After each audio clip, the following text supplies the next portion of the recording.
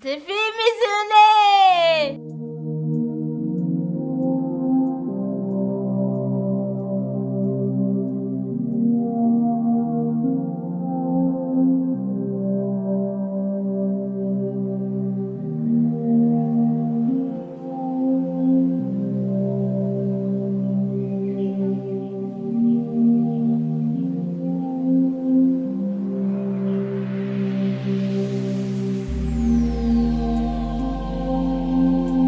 Bonjour. Salut. Tu fais quoi ici?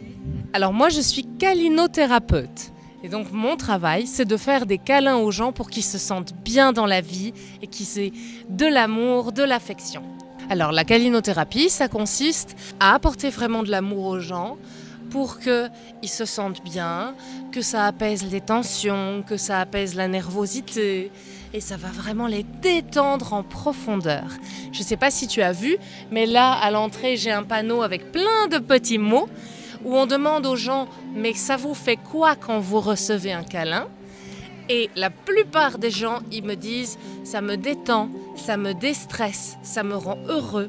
Donc c'est pour ça que la câlinothérapie, c'est important.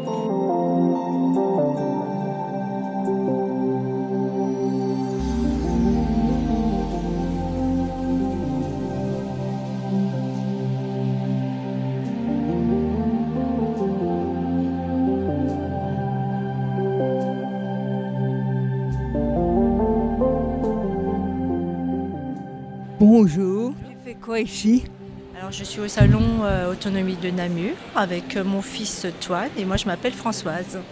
On vient d'essayer le stand de Calino Bruxelles et donc c'est de la calinothérapie. Donc j'ai trouvé ça intéressant pour mon fils qui est porteur d'autisme parce que les problématiques sensorielles sont importantes et donc j'ai pensé que ça pouvait être intéressant de tester.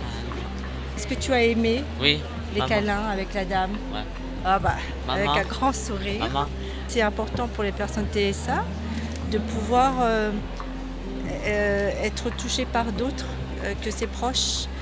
Et donc c'est un travail aussi de se dire que, voilà, qu'il faut qu'ils fassent confiance et quand c'est fait dans un cadre bien sécurisant, c'est vraiment chouette qu'ils puissent expérimenter ça, le toucher par d'autres que des membres de sa famille. Merci.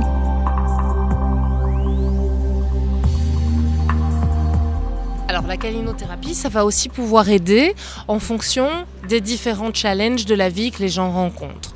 Donc je vais avoir des gens qui n'ont pas de handicap particulier, mais qui vivent quelque chose de difficile. Et puis j'ai aussi plein de handicaps différents ou des personnes âgées. Et par exemple, tu as vu juste avant une séance avec un jeune homme qui a des troubles du spectre autistique. Pour eux, il y a souvent beaucoup de stress, beaucoup de solitude. La câlinothérapie, ça les aide très très fort aussi.